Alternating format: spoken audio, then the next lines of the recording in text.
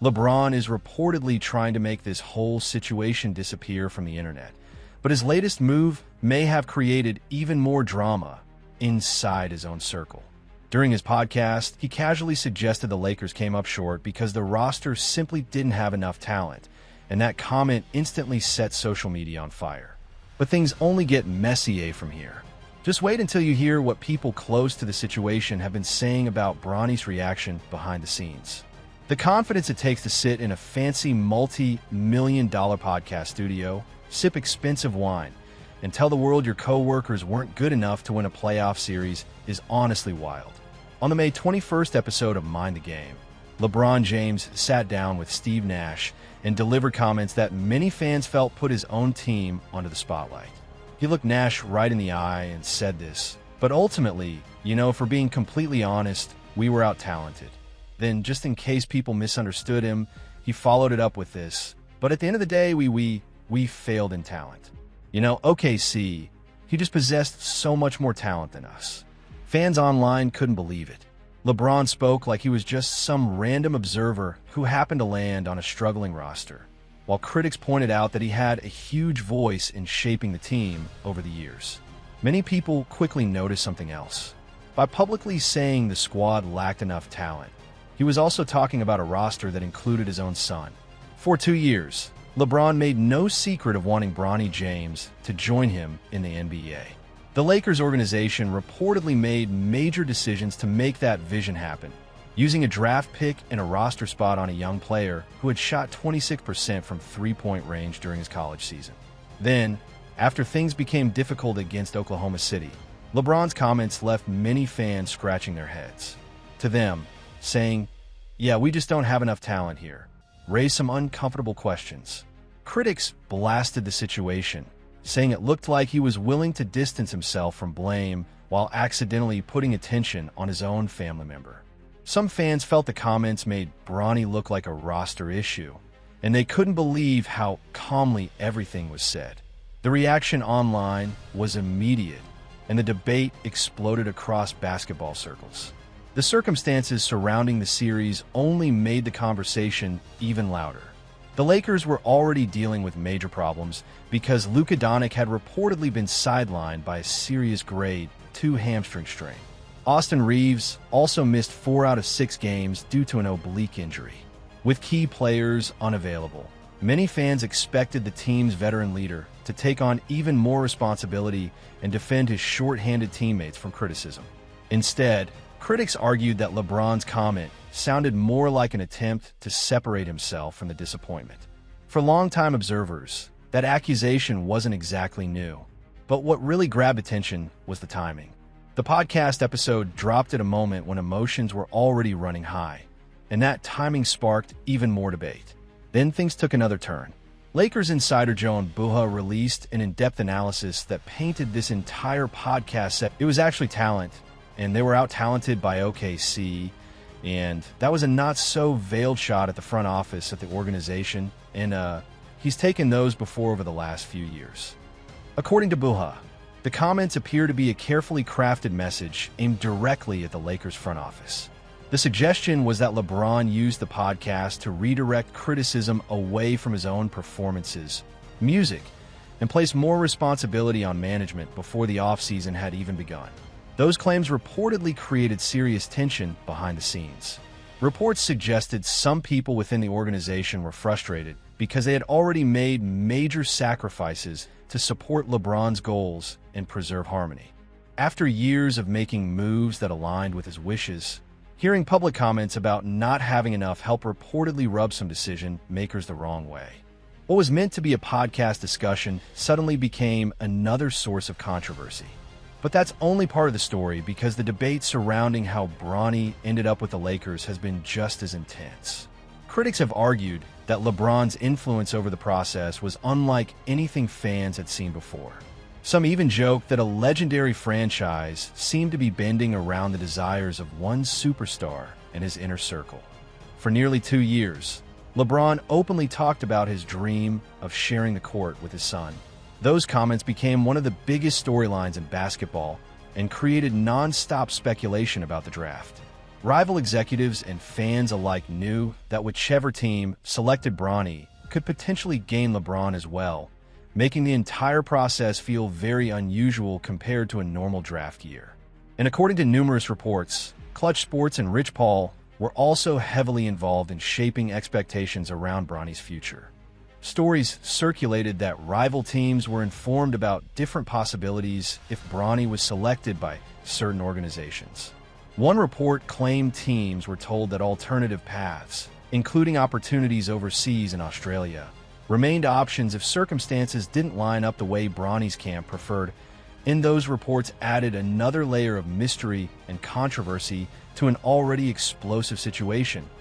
As more details surfaced, fans became even more divided. Some viewed the entire sequence as a father doing everything possible to help his son achieve his dream, while others argued that the amount of influence involved created a level of pressure that completely changed the normal process that neither way. The drama surrounding the Lakers, LeBron, and Bronny had suddenly become one of the biggest stories in basketball, and people everywhere were talking about it. LeBron's influence reportedly cleared the runway so completely that many people believe the Lakers were left with very few options. And let's be real, plenty of fans have questioned whether the organization was truly excited about using a draft pick on a player who averaged just 4 points at USC while shooting 26% from deep. That debate has followed the team ever since.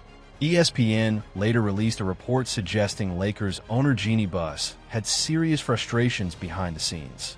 According to the report, she privately expressed concerns about LeBron's enormous influence and the strong relationship between him and Clutch Sports, which some believe gave them major sway within the organization.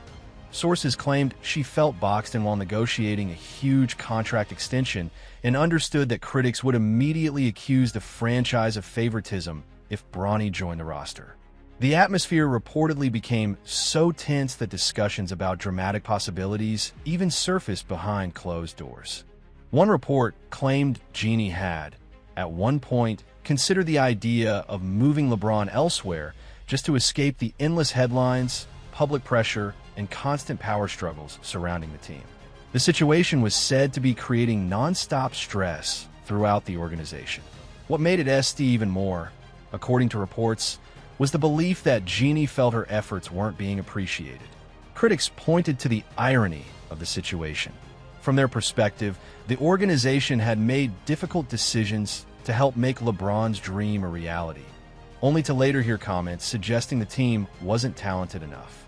To some fans, it looked like management was taking heat after already making huge compromises.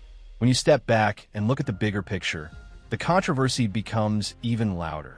Critics argue that the Lakers committed valuable resources to make room for Bronny, only to find themselves under fire months later.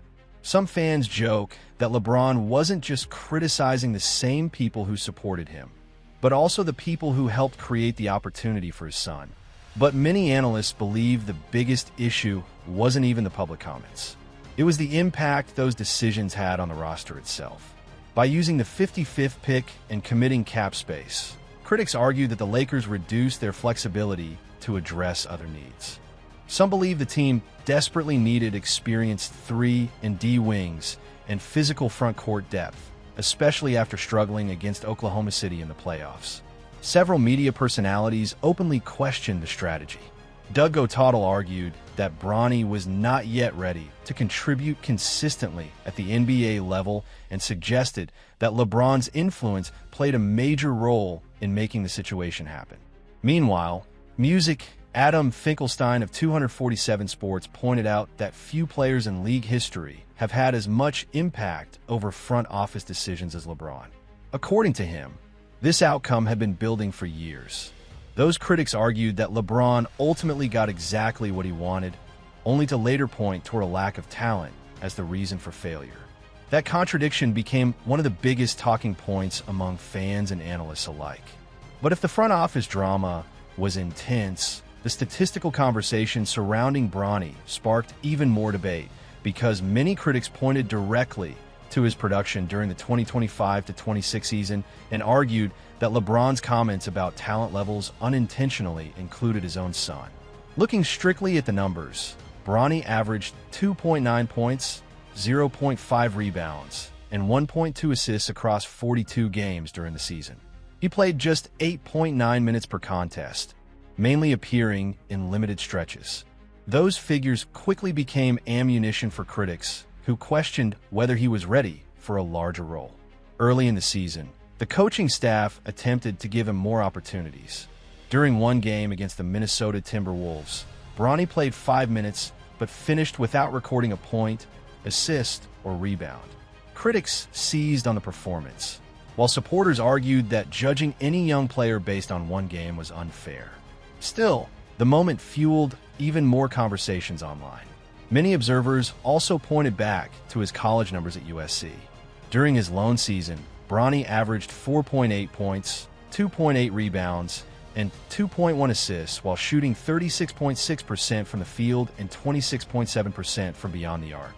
Those numbers became a major point of discussion during the draft process and remained part of the debate after he entered the league. Some analysts argued those statistics didn't resemble the profile of a player expected to make an immediate NBA impact. Others believed development takes time and pointed out that many players improved dramatically after entering the professional ranks. But either way, the numbers remained impossible to ignore. Former NBA player Charlie Villanueva also weighed in publicly and shared opinions that added more fuel to the conversation. We know very valid. You're sick. There is no way that he should be in the NBA. But anyways, his comments echoed what many critics had already been saying. Music, claiming that questions surrounding Bronny's readiness were being discussed throughout basketball circles. And for longtime Lakers fans, the emotional side of the debate hit especially hard. Comedian Ari Spears spoke about the frustrations felt by many older supporters of the franchise. He highlighted the legendary names connected to Lakers history, including Jerry West, Wilt Chamberlain, Kareem Abdul-Jabbar, Shaquille O'Neal, Kobe Bryant, and James Worthy. For some fans, comparing that historic legacy to the current controversy surrounding Bronny made the entire situation feel even more emotional and explosive. For critics, this controversy goes way beyond basketball. They argue that a franchise built through the hard work and greatness of legendary names somehow became wrapped up in a personal family mission. That perception alone has created endless arguments among fans. But if the in-court numbers sparked controversy, what people started hearing about the family side of the story raised even more eyebrows. Because according to reports and speculation surrounding the situation, Bronny eventually became aware of the reaction to LeBron's podcast comments. And what people close to him allegedly heard was something many never expected. The unwritten rule for most sports parents is simple: stand behind your child no matter what. But critics felt LeBron's comments about the roster indirectly place attention on his own son, while trying to defend himself. According to reports, when asked about the controversy, Bronny allegedly told people around him that his father was entitled to his opinions, but that those opinions were not always correct. That remark caught many people off guard. Some observers interpreted it as a sign of frustration from a 21-year-old player who found himself caught in the middle of a much larger story. And here's the part that made people revisit old interviews, because some fans believe signs of this tension were visible long before Bronny ever stepped onto the Lakers roster. During the 2024 draft combine, Bronny spoke openly with reporters and explained that his main goal had always been to establish his own identity and create his own path. He also acknowledged that playing alongside his father had been discussed by LeBron several times, but emphasized that it wasn't something he had focused on himself. I never thought about just playing with my dad, but he's brought it up a couple times. That interview suddenly took on a whole different meaning in the eyes of critics.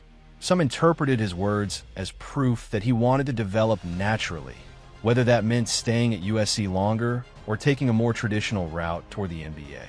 They argued that he simply wanted the opportunity to earn everything on his own without carrying the pressure that came with one of the most famous names in sports.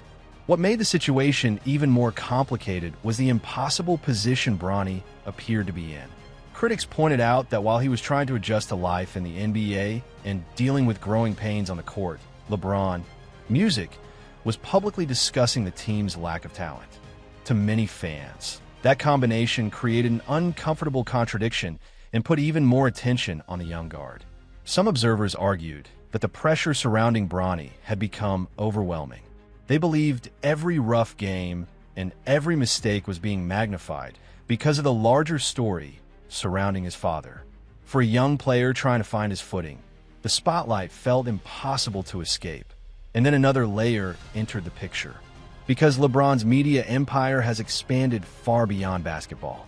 His partnership with Amazon brought Mind the Game to platforms including Prime Video, Amazon Music, Fire TV, and YouTube. That deal transformed the podcast into a massive global platform with millions of viewers following every conversation.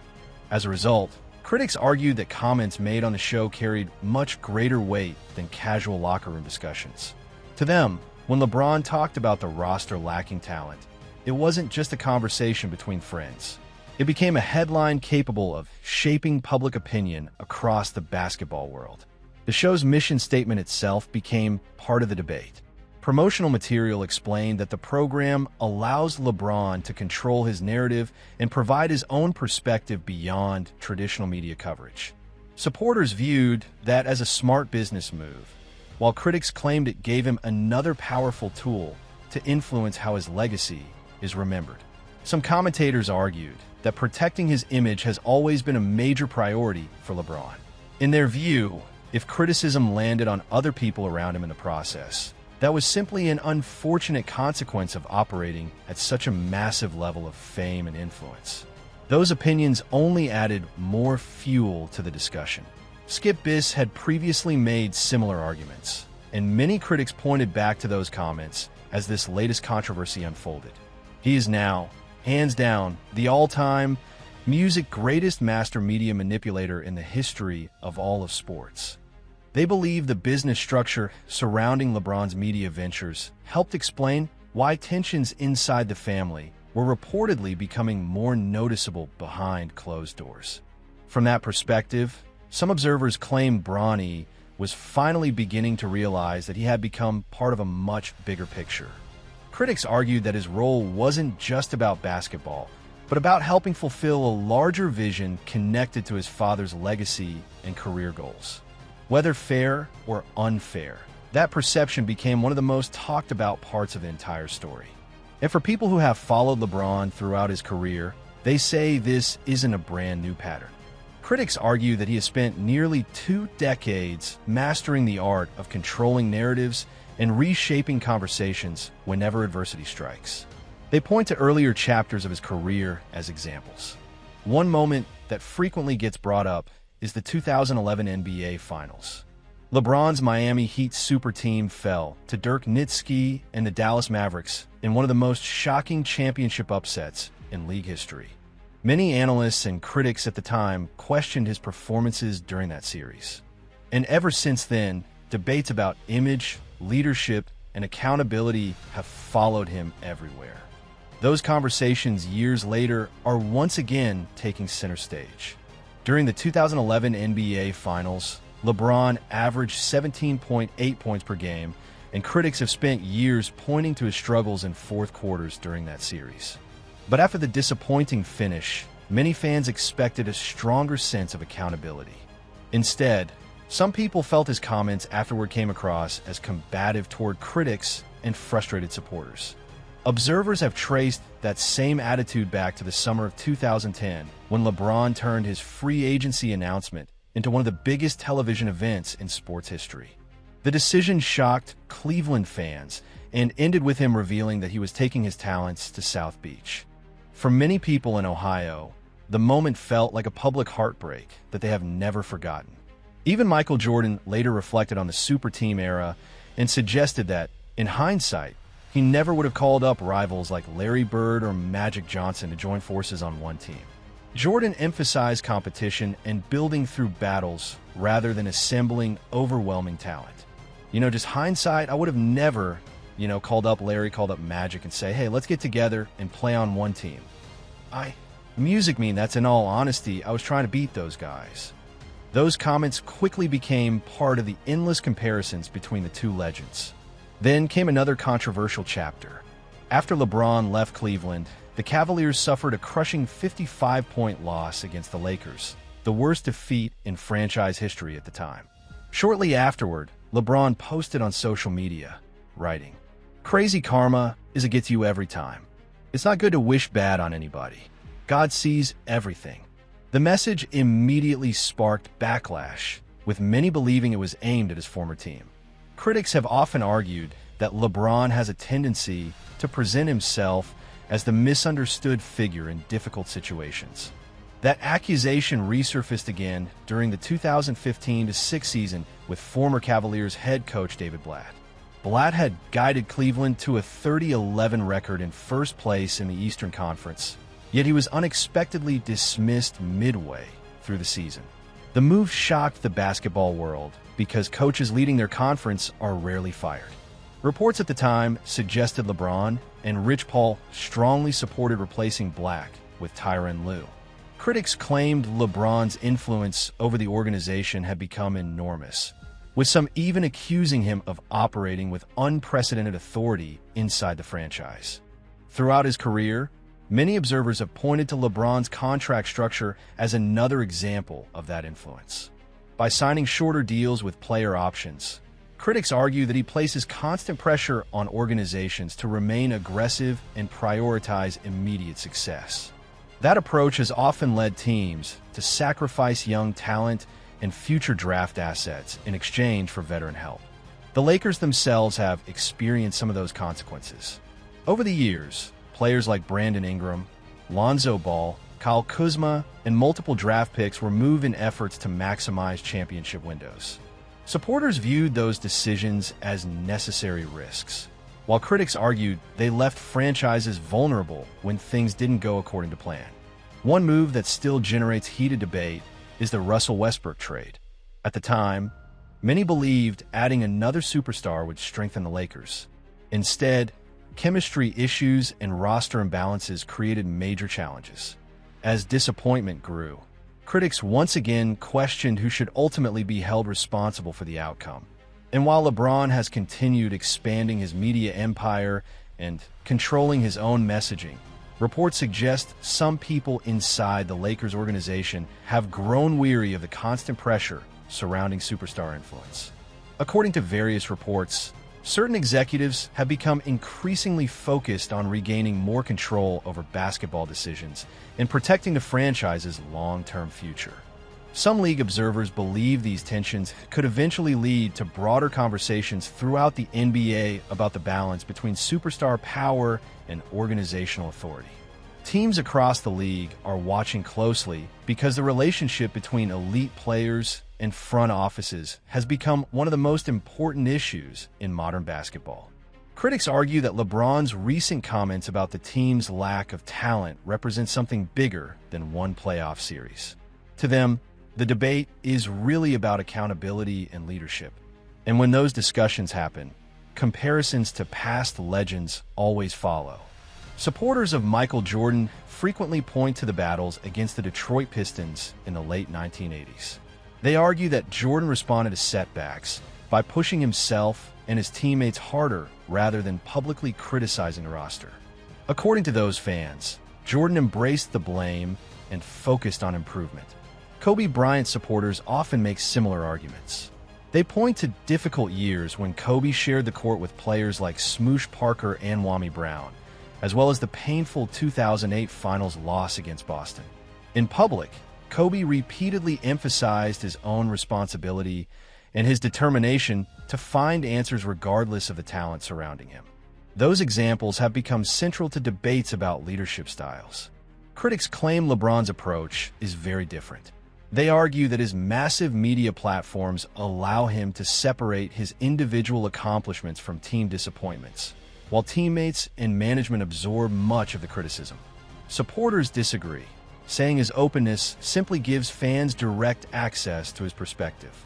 Either way, the debate has become louder than ever, and now the story enters its most fascinating chapter yet. Because the biggest question inside basketball circles isn't just about podcasts or playoff losses anymore. It's about the future. LeBron himself acknowledged on Mind the Game that he understands his free agency situation and the control he has over his next move. That statement immediately triggered waves of speculation throughout the league. Because if LeBron chooses to exercise his player option, explore free agency, or leave Los Angeles entirely, another question suddenly becomes impossible to ignore. What happens to Bronny James? That question alone has sparked non-stop debate throughout the NBA world, and the answer could have major consequences for both the Lakers and the James family moving forward. So now, the biggest question hanging over this entire situation is impossible to ignore. If a 21-year-old player who averaged 2.9 points per game remains on a franchise built around championship expectations, how does that fit into the future plans of the Lakers? And after LeBron's comments about the roster lacking enough talent, fans are asking even tougher questions than before. Others wonder whether Bronny would stay in Los Angeles if LeBron eventually decides to move on, or whether father and son could continue their journey somewhere else together. That possibility has only added even more intrigue to an already chaotic story. Throughout his career, LeBron has repeatedly described himself as a father first, and has spoken openly about how sharing an NBA court with his son represented one of his greatest dreams. Supporters see that as a touching accomplishment, while critics argue that the pressure and expectations surrounding the situation have created challenges that neither side expected. Critics also point out that LeBron played a major role in shaping the roster and influencing the direction of the organization. Because of that, many fans believe it is fair to ask whether he should also carry more responsibility when things don't go according to plan. That debate is now front and center, and the Lakers have some huge decisions ahead. Now it's your turn. Drop your thoughts down in the comment section. Was LeBron out of line for publicly talking about the roster the way he did? Music? Or are the Lakers simply dealing with the consequences of giving one superstar so much influence over the organization? Let everybody know what you think. And if you enjoyed this video, don't forget to smash that like button, subscribe to the channel, and share this video with other basketball fans so they can join the conversation, too. Your support really helps the channel grow. Thanks for watching, and I'll see you in the next one.